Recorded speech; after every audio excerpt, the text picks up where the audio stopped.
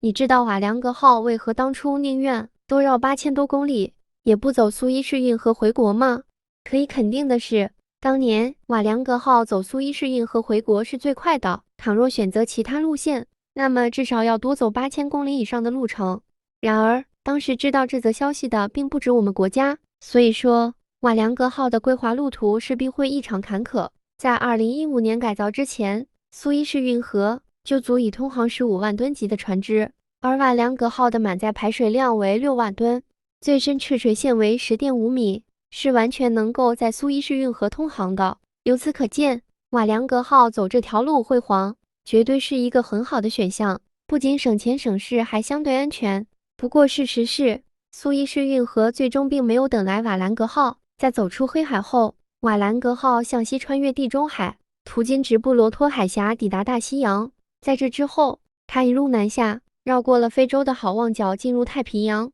接着北上穿过马六甲海峡，来到了中国的南海海域，最终依次路过台湾海峡、东海和南海，到达了大连港。整个旅程历时5个月。作为苏联的第3大航母，这艘战舰在苏联解体之前，其实已经初具规模，有65%的部分已经完工。不过等到苏联解体之后，瓦良格号被乌克兰所继承，但是由于没有充足的资金建造剩余的部分，加上乌克兰对航母的需求不大，所以说这艘巨舰就一直被冷落一旁。那么它为什么会和中国联系在一起呢？实际上，乌克兰还有一艘名为古里昂诺夫斯克号的半成品航母，这是当时苏联最为先进的一艘航母。然而，由于受到挪威和美国的联手蛊惑，这艘航母最终在尼古拉耶夫船厂被拆解，而所有的残骸则沦为了一堆废铁。与此同时，美国又试图让乌克兰将瓦良格号也拆解了，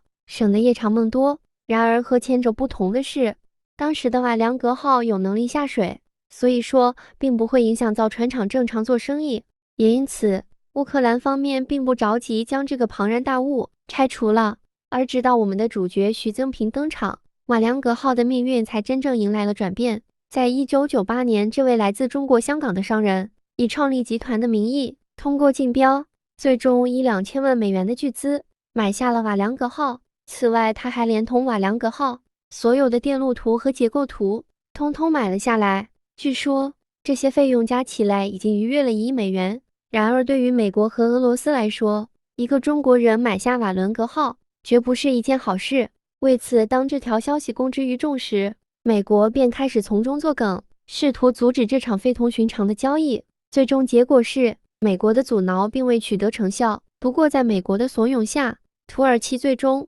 拒绝让瓦良格号在土耳其海峡上通航。要知道，土耳其海峡是黑海和外界沟通的唯一海上通道。虽说我们没有别的选择，只能和土耳其进行谈判，然而在经过2年多的砍价抬价之后，中国最终付了一笔巨额的买路费，才算让瓦良格号顺利通过了土耳其海峡。然而这还仅仅是这场艰难旅途的开始。走出黑海之后，瓦良格号来到爱琴海，这个时候摆在我们面前有2个选择，要么是超舰道走苏伊士运河，要么是多走8000公里绕一圈回国。对中国而言，走苏伊士运河绝对是一件皆大欢喜的事，但是同样因为漂亮国的故意为难，加上苏伊士运河本身的原因，埃及也决定拒绝让瓦良格号通航。要知道，由于瓦良格号本身没有动力系统，所以说它在海上航行是很危险的。在走出土耳其海峡的第2天，瓦伦格号就在爱琴海遭遇了暴风侵袭，强劲的大风将航母和拖船之间的拖缆挣断，瓦伦格号就此失去控制，最终被吹到一座岛屿附近，险些搁浅。在和希腊方面共同营救之下，直到第6天，这艘巨舰才算脱险。不幸的是，一名希腊水手在此期间牺牲了。由此可见，让身长达300多米、本身不具备动力的瓦良格号走苏伊士运河，肯定会有很多未知的风险。想象一下，当瓦良格号进入运河的弯道路段时，突遇狂风，那么它很可能会因为失控再度搁浅。届时每天上上下下几千万美元的苏伊士运河将会损失惨重，瓦良格号也将长时间耽搁。加上美国和埃及的关系融洽，在这种情况下，埃及自然就听从了老美的话，拒绝让瓦良格号通行。给出的理由就是巨舰会影响运河通行。也是在这样的复杂因素的交错下，我们最终选择绕到非洲好望角，